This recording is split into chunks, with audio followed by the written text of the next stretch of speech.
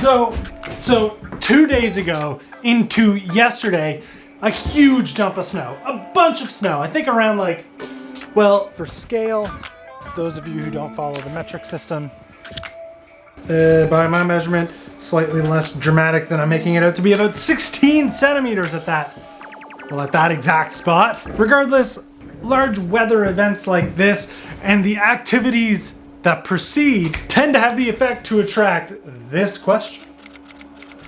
And the answer is no, I'm never ever going to like actively go out and purchase a fat bike for myself.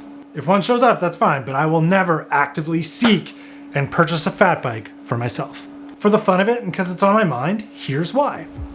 First and foremost, due to the completely infrequent nature of snowfall here now, I cannot feasibly rationalize the need for one. I tend to make a video about every snowfall, it seems, over the winter, so let's see where we're at video-wise for this winter season so far. So there's the gravel bike as a snow shovel. There was snow on the ground when Colin and I modified that for. Going to snow when I made the video that I think I'm going soft. I'm not counting that, so we're at 2 right now. We were riding all December. There was snow for snow riding is just magical. That was probably like 2 days worth of good snow.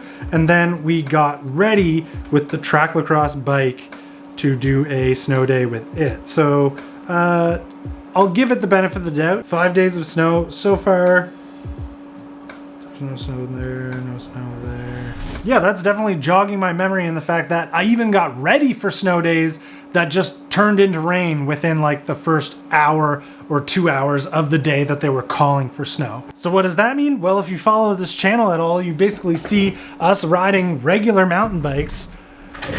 Me and my friends anyway, we're riding regular mountain bikes pretty regularly throughout the entire winter season. And a lot of times there isn't snow on the ground. Also, due to the nature of our snowfalls, they're like, you know, relatively short time frames.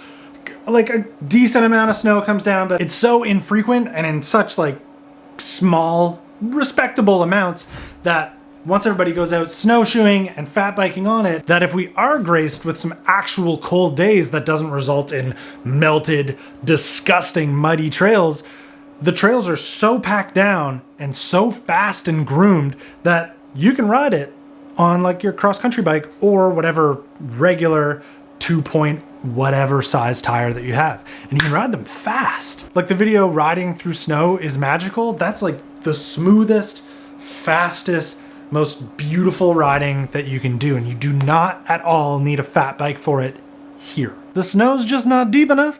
And it sure as heck ain't around long enough either. And then comes in a relatively valid argument against mine. One that I can certainly appreciate, and that is a fat bike will allow you to ride on those days where it's impassable on your regular bikes. There is no question that that is the case. That there are days when anything I own is just not going to allow for me to go out and ride. But I counter argue that that's okay.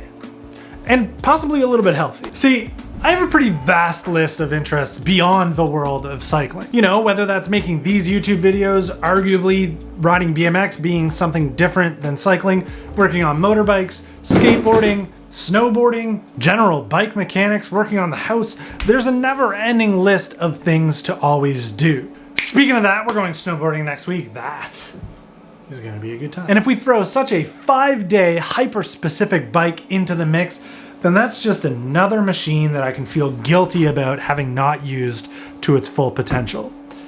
And I'm certainly not looking to feel that way. Besides, variety is the spice of life. You gotta do other stuff. And it's argued that more well-rounded, variety-based athletes turn out better in the end anyway. At least that's some of the anecdotal, like, hockey parent talk that I've heard before. Is there any truth to that? I'll tell you what make your kid better at hockey. Get him in baseball this summer. That'll fix him right up. Now, is that to say that's what I believe for every climate? No, that would be absolutely ridiculous. Generalizing is never a safe or rational thing to do. I completely get and have had discussions with those of you who live in places where if you don't have a fat bike, you're not riding for like 4 or 5 months of the year. It's just first snowfall happens, that never melts away. It keeps getting piled on top. And if you've got something too skinny, you're digging right in, going over the bars.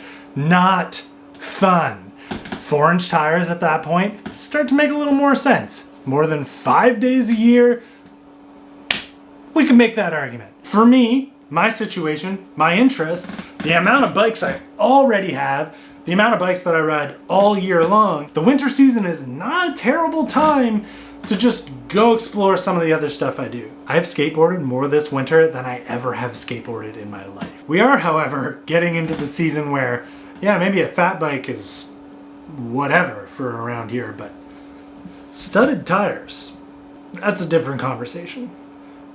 You can buy sticker packs through spindat.com. I draw a picture, I put it in the envelope, you get stickers. It's a good time, just about for everybody involved. Okay, that's it. That's the end of the spiel. The video is going to end right now.